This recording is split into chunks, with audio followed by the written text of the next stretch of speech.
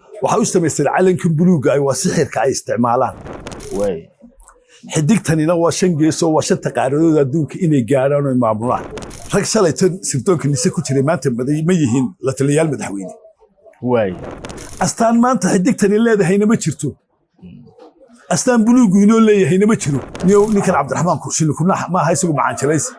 nin dhadhama raaca maaha ful markaan kuu sheego way wanigaa walay maray nin saqajaanimada sokska qadqaadida yaqaanana maaha nin xaggaa ka nadiif waa nin akhlaaq leh waana ninka aad arkaysa dee inuu jahawareeriye cadowgeena runtii waxaan u wanaagsan daawadayaal ku soo dhowaada falaqayn gaar ah oo aynu ku eegi doono calanka Soomaaliya halka uu ka yimi iyo sida uu ku soo gaaray geeyga Soomaaliyeed 1954 sidoo kale waxa qayb ka noqon doona falaqaynteena Soomaaliya halkee ayay ka keentay aqoonsiga sidii ayay u koobi garaysay aqoonsigii Somaliland oo ahayd wadankii ugu horeeyay ee Soomaaliyeed ee xorriyad helay 1960kii falaqaynteena waxa igu martiya rugcada saxaafadeed falaqaye siyaasadeed iyo faneed cabdigood soo dhawow aad baan u dhawaa saaxiib waa kaaga mahad celinayna waqtigaaga qaaliga ah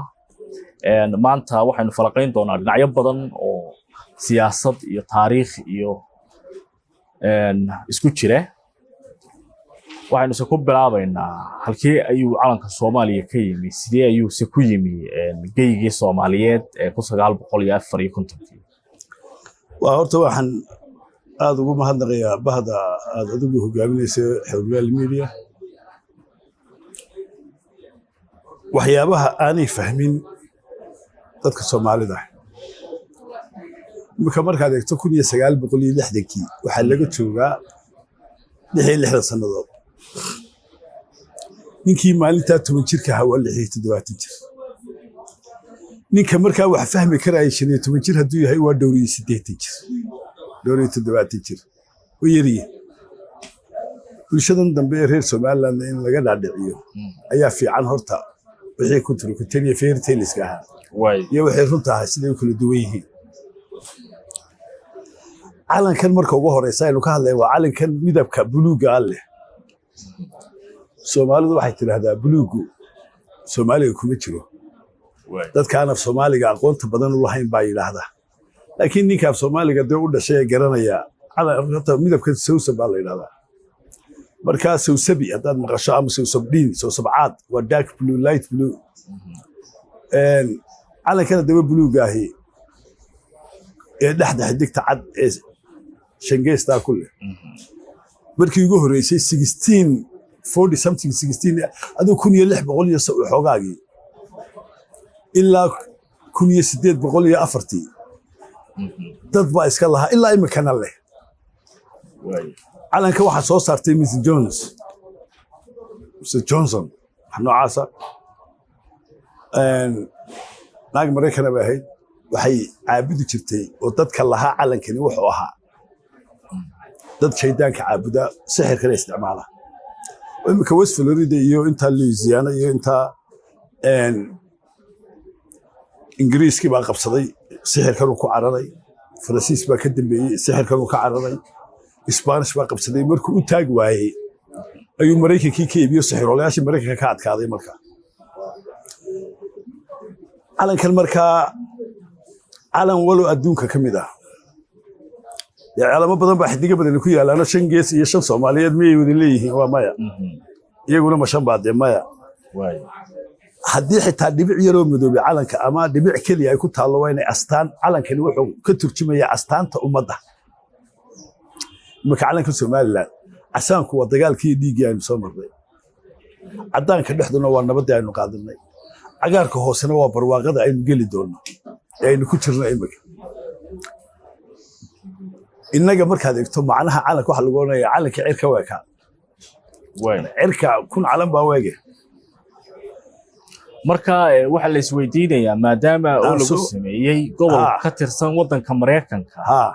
oo ay dad kale lahaayeen sidii uu ku yimi waa tan ku soo wado aadiya waxaan doonaynaa sheekada ka soo sheekeeyo marka dadka calanka samaystay waxa u samaysteen calankan buluuga ay waa sixirka ay isticmaalaan way xidigtanina waa 5 geesoo waa 5 qaaradood adduunka inay gaaraan oo maamulaan qorshaha loo sameystay kaasoo ah haddaba markii la yiri Soomaaliya calan samaysta iyagu yiraahdeen daastaan inuu samaysano ikanina jabcaalun baa habeen seexdo subaxun buu la dhixin baarlamaanka isagoo sita meel lagu munaaqashooday ma hayno su'aalaha cajaa'ibka halka ku jira waxay tahay xilligaas Soomaaliyeed ma jirin Soomaaliyeed calan may wada doonayeen Soomaaliya ayaa markii ninkii lagu jiray Rico Martini oo xamar haysan jiray madaxweynaha Talyaanigu ay ku heshiiyeen in ummadan hadday istaan doonayso ay calan samaystaan de Soomaaliya ahayd kuwa imika Soomaaliya la yiraahdo Somaliland iyo Djibouti iyo kilka shanaad iyo nafdi midna kuma jirin ciidina intay isugu timishan Soomaaliyeed calankan u bay doorin ninkan odayga heesayxday soo toosayna calanka waa loo soo dhiibo Talyaani baa u soo dhiibay calankan uu samaysnaa marka Talyaanigu ujeedo noocay ayuu kala ahaa de sixirka iyo balaayada falka inuu jiray miyaa ma mid kala ma garanayno waayahay meel calan inta lagu shiray leeyahay shan Soomaaliyeed baa ku tiraysan lama hayo astaan maanta xidigtani leedahayna ma jirto astaan buluugu inoo leeyahayna ma jiro waay maxamuud cawaale sida liibaan ay taariikhdu sheegayso habeen buu seexdo subaxii buu la soo kacay laakiin wuxuu la yimi golihii markaasi way ku raaceen kanuu baa qaadanay bay yiraahdeen way ku raaceen de markan calankii liininkii isaga sitay way laakiin muu cadaynin oo muu faahfaahin isaga laftigiisa loo soo dhiibay marka horta waxa arkaysaa inuu calankan calan macmal ah wax kastaba ha noqoto calan buu noqday way kuriya 960 June Somaliland ba calanka United Nations uga foteeyeen oo ku ictiraafeen calan kale dameysidii Somaliland marka sidoo Somaliland ugu soo gudbay waynagii niri shan Soomaaliyeed waxbaynu doondoonayna waa tan la yiri xidigtana waa shan Soomaaliyeed bahabaha loo sameeyay way iyadna hal ku ictiraafa kan laakiin mar haddii la ictiraafay in inoo soo gudbiyay ma ahaynde kuwaana miyaa lagu ictiraafay ay qalad ka dhacay kuwa United Nations waxay yiraahdeen 50 conference sulay xuriyada la siinaya ee ka United Nations ka gaaray laakiin cid footeysay oo xuriyadiisa ma jirin way laba wadan oo Philippines ma ahayd Vietnam iyo wadan kale ayaa Talyaaniga korka eegayay sida uu maamulayaan inta yare ay ismaamulka leeyihiin maxkamiyada way laakiin meel loogu footeeyay United Nations xilligaas oo qaadanaysan baa leeyahay laakiin calan u yaalay United Nations iyo calan lagu ictiraafay midna ma jiray kalena lagu ictiraafay wakii shaydaanka oo Somaliland lagu ictiraafay hasa hata imika hadii laga daba tago Maxamed la soo koro calanka Somaliland baa yeelanaysa dawladnimadan iyo kursigan ma ilaahayna Somaliland waa ku fadhiday United Nations ila wax isku dar la yiraahdo warqad ama agreement ama contract inaga dhaxeeyay ma jiro waayahay marka la eego Somaliland 35 wadan baa aqoonsaday 1960 naam Soomaaliya ma jiraan wadamo aqoonsaday maya inta la isu tagay leeyahay xilligaas la aqoonsanaya ma jirin calan ay lahaayeen ma jirno lagu aqoonsaday laakiin Somaliland baa lagu ictiraafay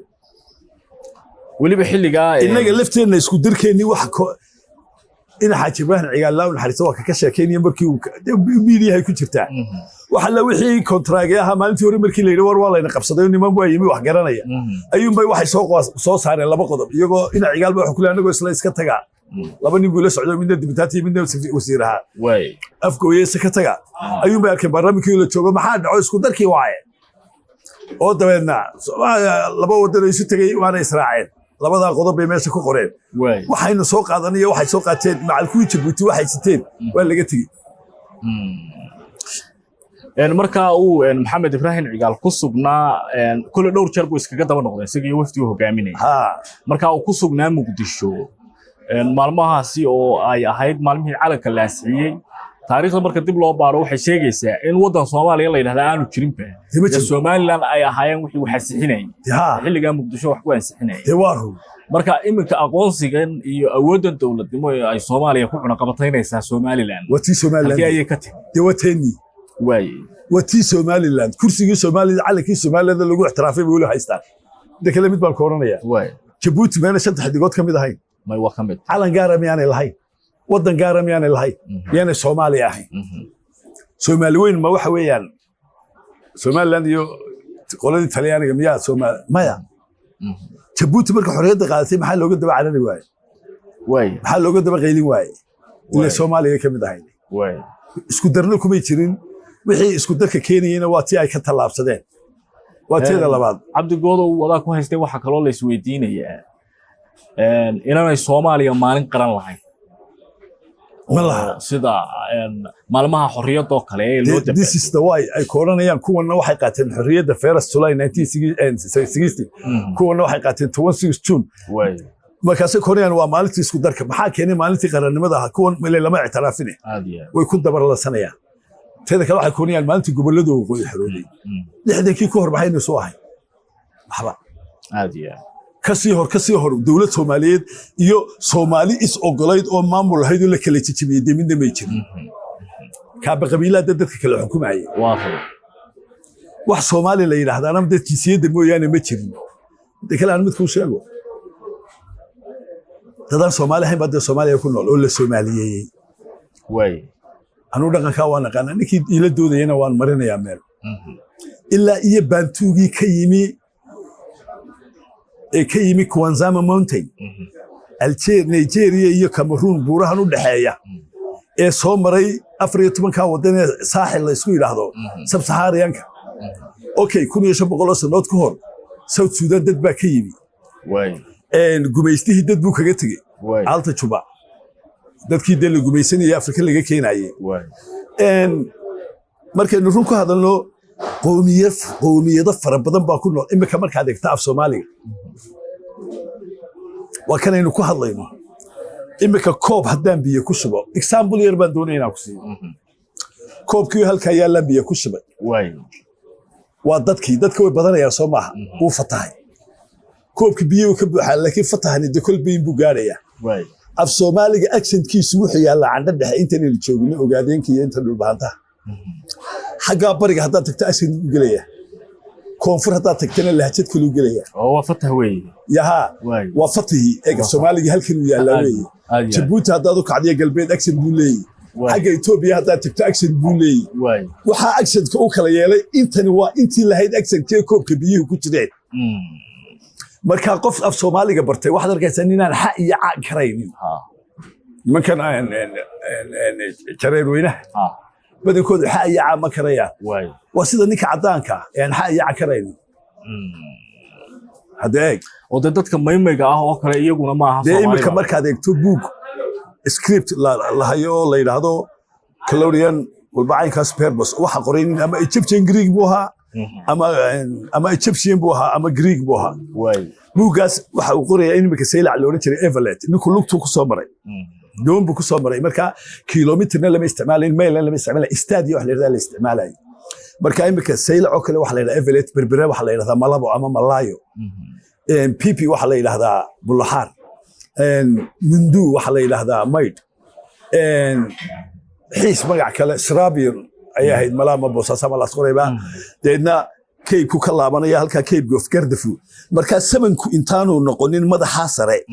waxa mari jiray buu kooranayaa wabi la yiraahdo Little Nile River wabigii Nile yara deedna wuxuu gelayaa Cave of Spice buu gelayaa deedna wuxuu gelayaa Bono iyo Obono deedna wuxuu gelayaa Ohobyo iyo dhulkaasa deedna wuxuu gelayaa Srabiyon kani Muslim buu habooso Srabiyon oo warta Sheekh ama Xamara uu ka soconayaa Nikon oo Jawhar ama marka dabadeedna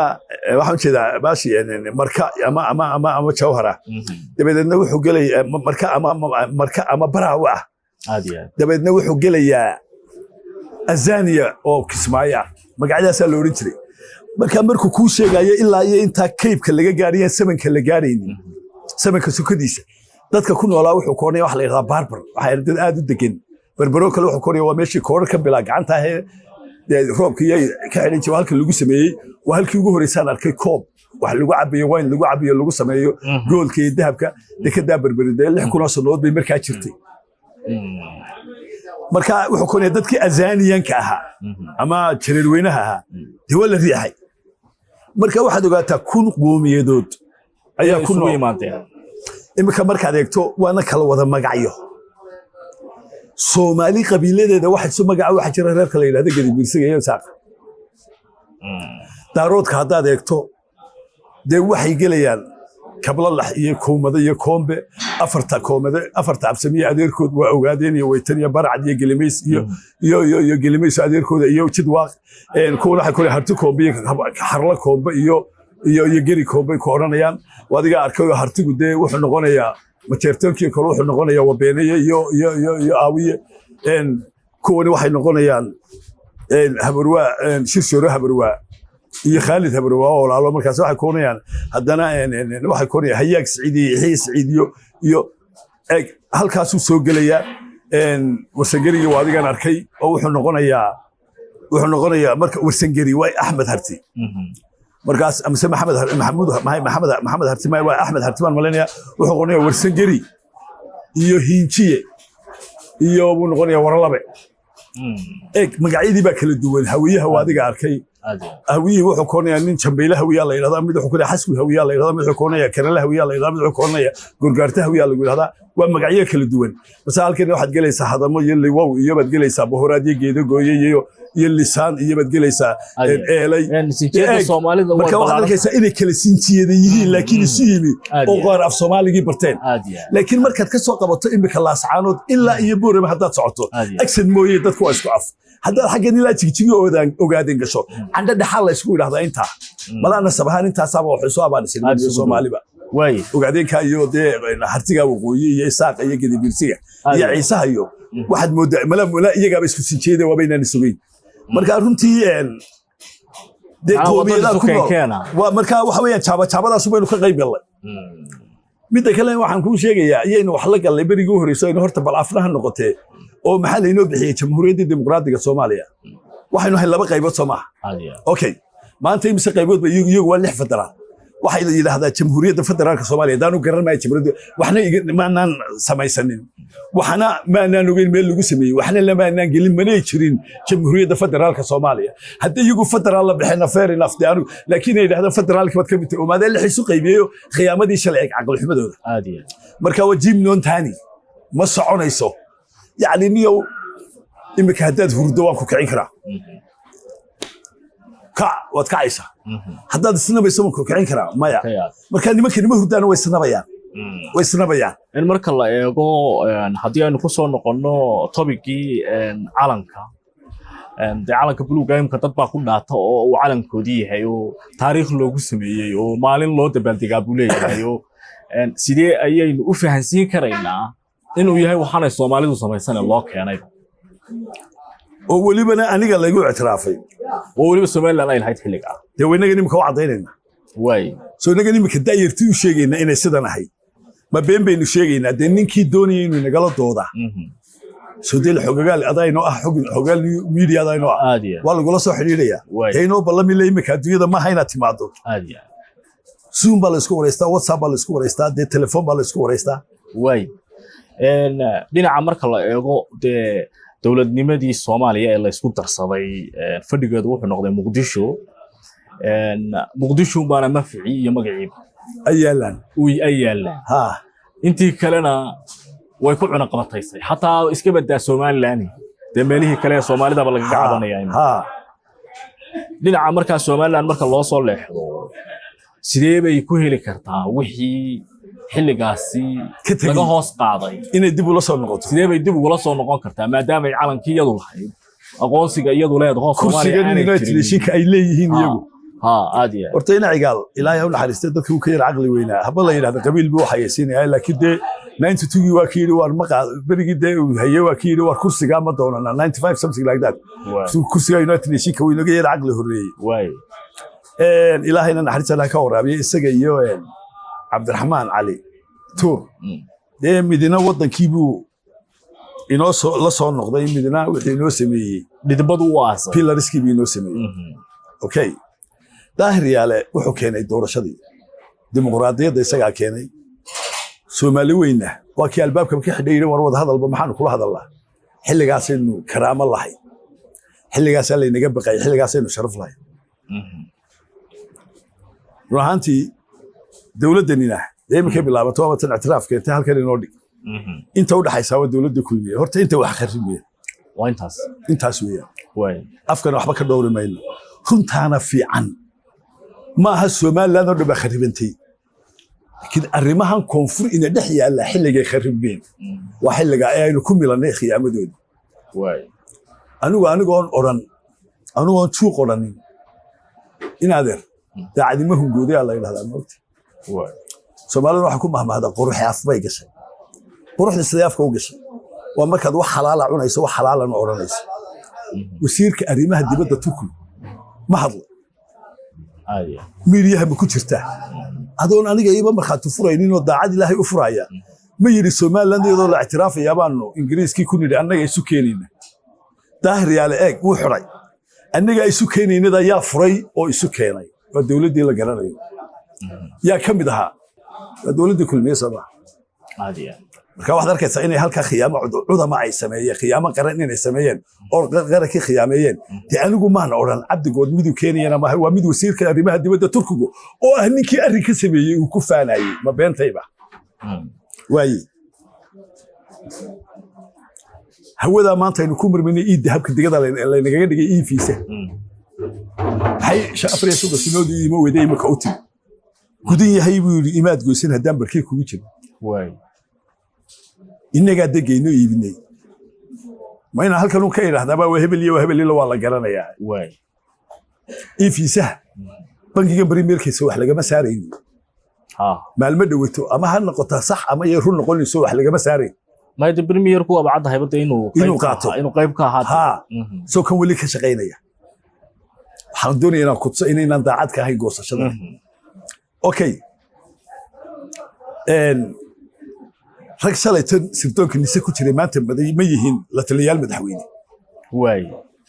مش يجي يوهبل ورون معي واي رجال ذهب في سنة وحبال دتكو كسارية oo tuun baa halka jira baad leedahay inay Soomaaliland baa halka qayb si hoose uga rakabidi way oo xukuumadda ku dhow maaha madaxweynaha inta madaxweynuhu miyaanu ka warqabin niyo waa tan garan lahay haduu Cabdiraxmaan Muudaayan horta haduu ka warqabo way niyo ninkan Cabdiraxmaan ku shil kuna ma haysigu macaan jalays nin dhadham raaca maaha ful markaan ku sheego way intaan daanigu ka aqaan Cabdiraxmaan waa nin walaalkay iga weyn aanu saaxiib nahay wallahi dhadham raaca maaha waniga wallahi maray نسقة كان ما نسق سكان قد قاعد دقيقة ما هو حاجة كان نظيف وأنا أخلاق له وأنا نك هذا كيس ده إنه شهوريري عدو جيني سايلان كيلر بعد دي هاي نوبه هنين حلقة نوبه هنين أنا أقول أمانة نقول وضعينين هدوء يملا حبوك كمان لها